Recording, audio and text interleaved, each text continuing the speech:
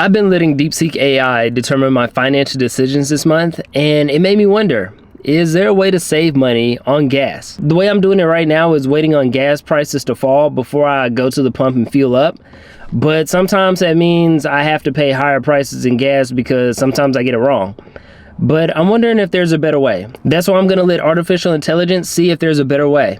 Let's find out together. We're going to be comparing these 6 methods when it comes to getting gas. The first is searching from gas station to find the cheapest price. The second is only buying gas when the price is low, but you risk missing out on the lowest of prices. The third is to fill up at a regular interval like every Monday. The fourth is to only fill up when the fuel light is on. The fifth is paying with cash instead of paying with a credit card because when you buy gas in cash, it costs less. And 6 are loyalty programs at gas stations worth it. To answer this question, I ran this experiment on DeepSeek AI. I gave 6 different refueling methods and tasked the AI with figuring out which one is the most cost efficient. For the experiment, we made 3 assumptions. First, we assumed that the car would get 27.5 miles per gallon. Second, we assumed that the fuel tank holds 14 gallons. And third, we assumed that we drive an average of 1,200 miles a month.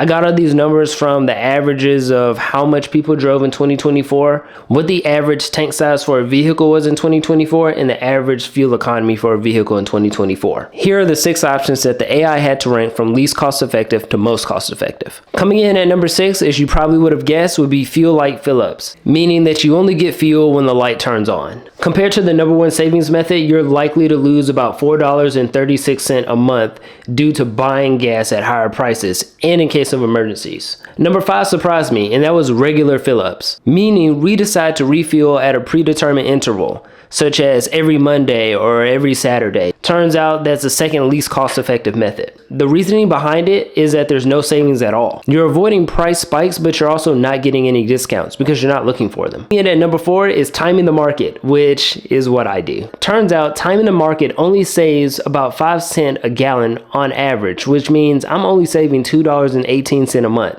if prices are predicted well.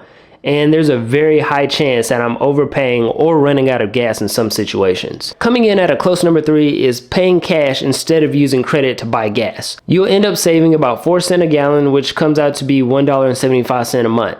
But that's only if your cash discounts exceed your credit card reward, which ultimately means that you'll probably have to pull out your calculator every single time that you go to the gas station.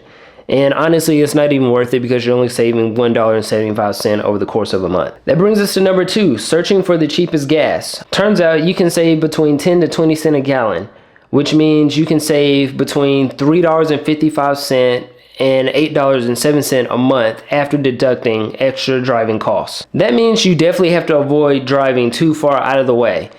It's more likely that you're going to have to use a price tracking app to minimize your detours. You're also going to waste time, which is why I don't do it. And finally, coming in at number 1 for the most cost-effective way to save money on gas, we have taking advantage of loyalty programs. You're going to be saving between 10 to 20% per gallon, which leads to a discount between $4.36 a month and $8.73 a month. But here's the caveat. This is only worthwhile if your gas station that offers the rewards are within 6.4 miles of you one way. So if you have to drive more than 6.5 miles to take advantage of a loyalty program, it's no longer worth it. You're better off using one of the other cost-effective methods. It turns out that the difference in price between the most cost-effective way of getting gas and the least cost-effective way is about $5 a month, which means it really isn't worth going out of your way to save money on gas. My advice is if you have a credit card that uses cash back, take advantage of it. Turns out the only real way to save money on gas is to choose a more fuel-efficient vehicle the next time that you choose to buy a car. It's a bit of a disappointing end to this video, but I hope you learned something today. Thank you for watching.